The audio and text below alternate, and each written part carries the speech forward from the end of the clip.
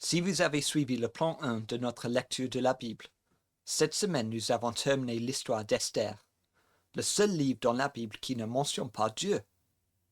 Mais c'est clair qu'il agit pour sauver son peuple au travers des caractères principaux. C'est encore la providence de Dieu et les actions des hommes et des femmes qui vont ensemble.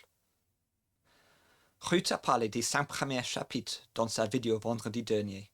Je vais parler des 5 derniers chapitres. Voici un petit résumé. Dans les chapitres 1 à 5, une belle jeune juive appelée Esther devient reine et découvre, avec son oncle Mardochée, un complot de diabolique Haman visant à éliminer tous les juifs de l'Empire perse. Esther organise une série de dîners avec Haman et le roi Xerxès dans l'espoir de contrecarrer le projet du génocide. Au chapitre 6, après le premier dîner avec Esther et Haman, Xerxès n'arrive pas à dormir et demande une histoire pour son dormir. Il se trouve que cette histoire est tirée du chapitre 2 du livre d'Esther, où Mardochée fait échouer un complot visant à tuer Xerxès, mais où Xerxès n'a pas dit merci. Xerxès demande à Haman de lui donner des conseils sur la bonne façon de dire merci. Haman, pensant que le roi veut le remercier, suggère un défilé. Le roi trouve l'idée excellente et demande à Haman d'organiser un défilé pour Mardochée. Haman, qui avait l'intention de tuer Mardochée, est un peu contrarié de devoir lui organiser un défilé à la place. Au chapitre 7, Esther organise un autre dîner pour Haman et Xerxès. Esther mentionne à Xerxès que quelqu'un a élaboré un plan pour la tuer, elle et toute sa race. Xerxès est en colère et demande qui est cette personne. Esther désigne Haman. Le roi exécute Haman sur la potence à laquelle Haman espérait prendre Mardochée.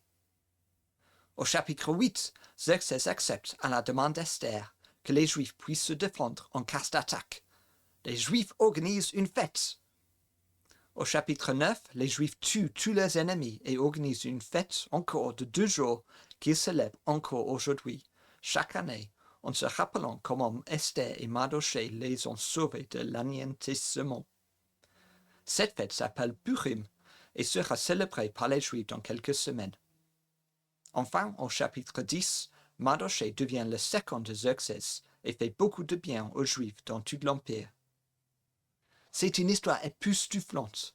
Au travers des actions de 2 personnes, Esther et Mardochée, tout un peuple est sauvé. Oui, c'était les actions d'un homme et d'une femme qui ont sauvé les Juifs, mais c'était en même temps l'action de Dieu qui les a sauvés. Dieu a utilisé Esther et Mardochée dans leur position de responsabilité séculière pour sauver le peuple de Dieu. Peut-être que Dieu t'a mis à ton poste pour que tu défendes ce qui est juste. Utilise ta position pour influencer ton entreprise, ton école pour le bien, pour défendre quelqu'un qui est traité injustement, pour être une lumière dans les ténèbres, pour apporter le Christ dans ton école, ton bureau, ta ville. Passe du temps avec Jésus et laisse-le bouillonner en toi et déborder sur ceux qui t'entourent. Pour conclure, j'aimerais établir 3 comparaisons entre Jésus et le livre d'Esther, parce que tous revient à Jésus. Premièrement, Esther et Mardochée ont gagné le droit pour les Juifs de se défendre, mais Jésus est venu pour que, si nous avons confiance en lui, nous n'ayons pas besoin de nous défendre. 2.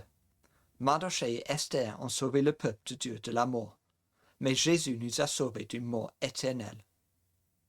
3. Les Juifs célèbrent la victoire d'Esther et de Mardochée pendant 2 jours chaque année, mais nous pouvons célébrer la victoire de Jésus tous les jours de l'année.